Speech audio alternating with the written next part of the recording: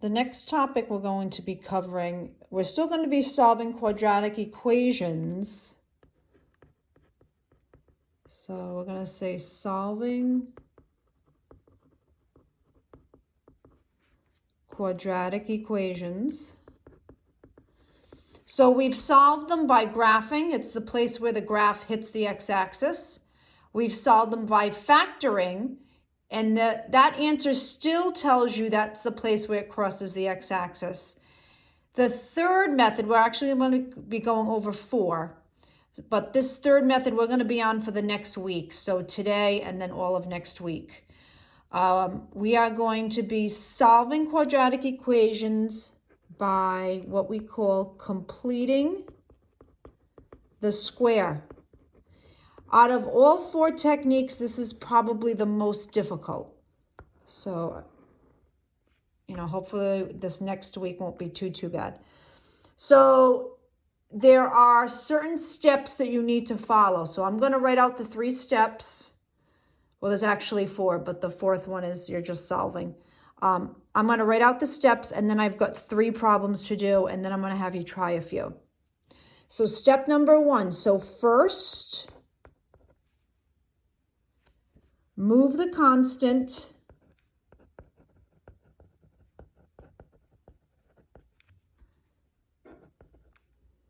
to the other side of the equal sign.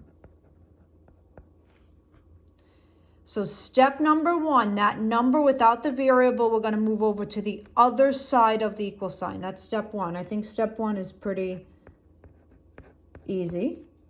Step 2. So these next 2 steps, that's probably, we've got the most work to do. So step 2, take half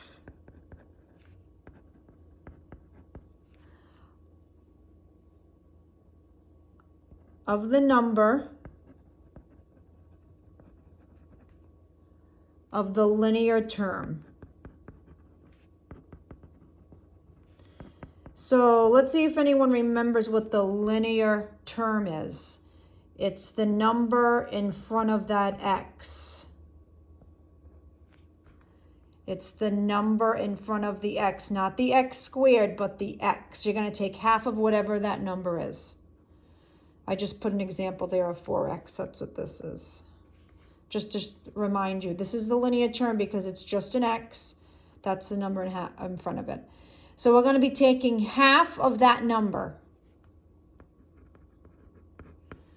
The third step is you're going to take that number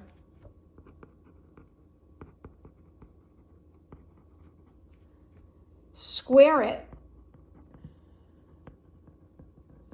So if I'm talking about this 4, I would take half of 4, which is 2, and then square that 2, which is going to give us 4, but that's not always going to happen. But that's what you're going to be doing. Taking this number, take that number, square it, and add it to the other side.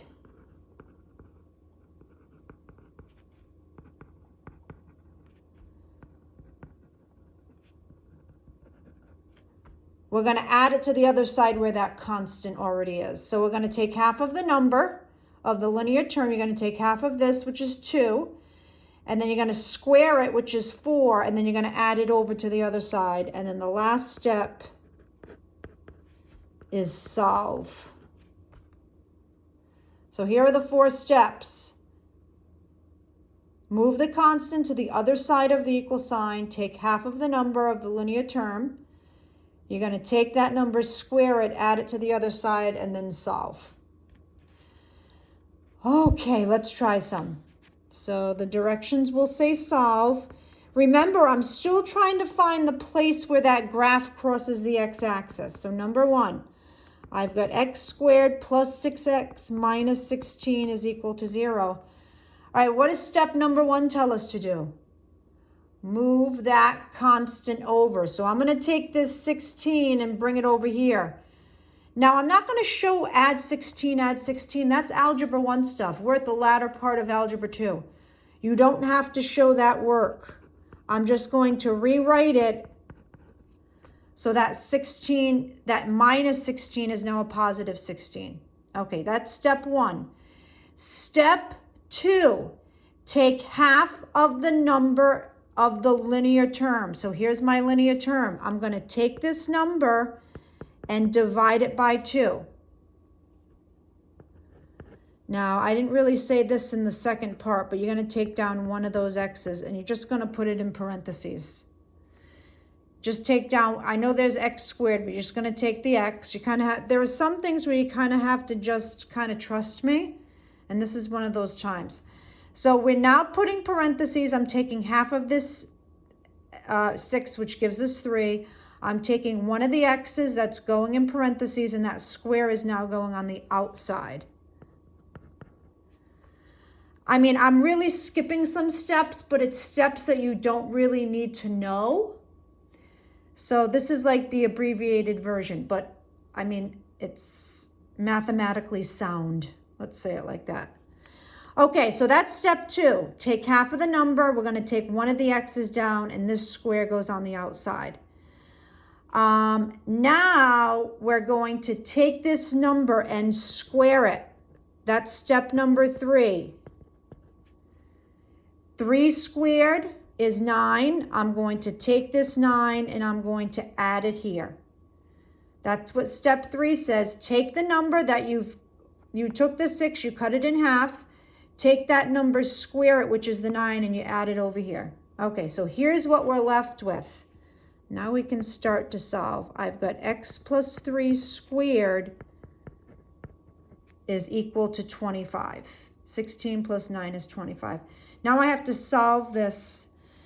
This is really a quadratic equation because of that square. Okay, so we've never really solved a problem like this before, but the first step is we have to get rid of this square. So what do you think the opposite of a square is? Square root. So I'm actually going to take the square root of both sides. Remember, this root and this exponent of 2 cancel each other out.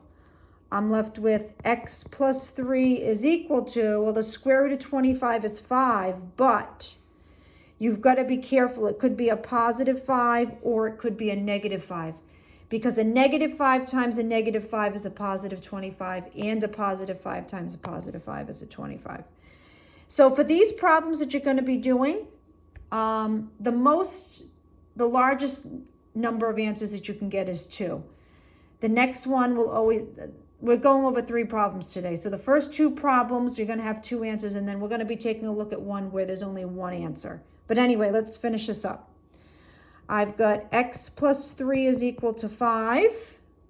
Now I need to separate this. X plus 3 is equal to 5, or x plus 3 is equal to negative 5. I've got to split that up because of this plus and minus. Then I'm going to subtract 3. I've got x is equal to 2. Subtract 3, x is equal to negative 8. So if I were to graph this particular quadratic equation, this one right here, it would cross the x-axis at 2 and negative 8. Okay, let's take a look at number 2. We're doing 3 of these total. So let's take a look at number 2. I've got x squared plus 2x minus 63 is equal to 0. All right, first step, we're going to take this constant and bring it over. So I have x squared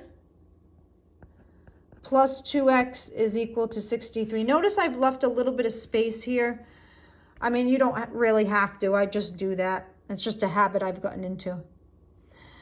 All right, so that's step 1. Step 2 is take half of this number. Now here comes the parentheses. I'm taking down one of the x's.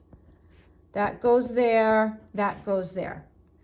So I'm taking half of that linear term, which is 1. I'm taking one of the x's, and this square goes on the outside.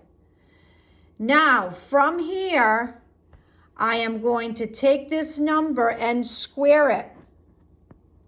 Square it. So 1 squared is 1. I'm going to add that over there. So I've got x plus 1 squared. That doesn't change. Once you make this parentheses with the square, it doesn't change. 63 plus 1, that's giving us 64.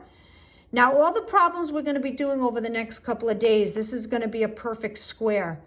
And then later on of next week, we're going to be looking at some problems where it's not a perfect square.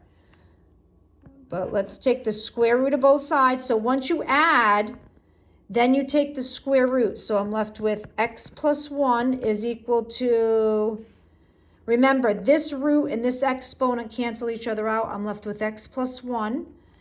The square root of 64 is 8, but keep in mind, it could be a positive or negative 8. Positive or negative 8. So now let's break this up. I've got x plus 1 is equal to 8, or x plus 1 is equal to negative 8. Let's go through and solve. I'm going to subtract 1. I've got x is equal to 7. Subtract 1. I've got x is equal to negative 9.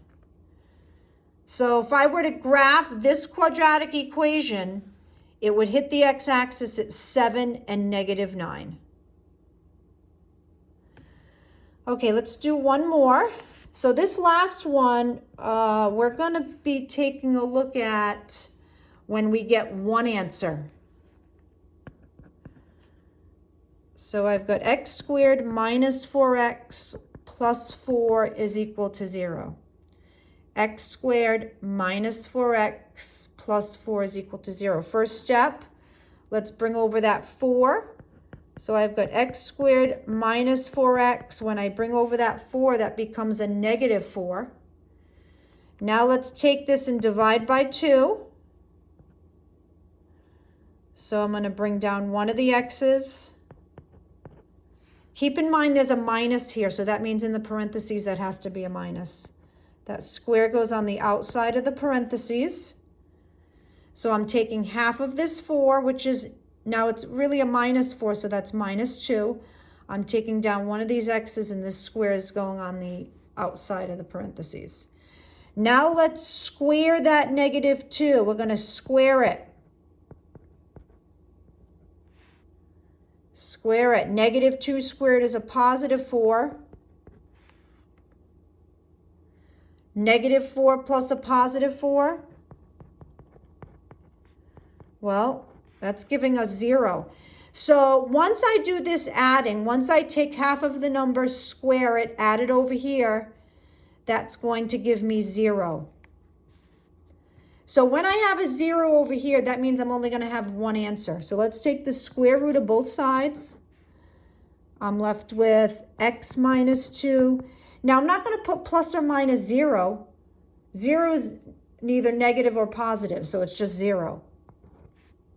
This is the only time you're going to have one answer, is when this is, after you add here, you get a 0. And then let's solve the equation.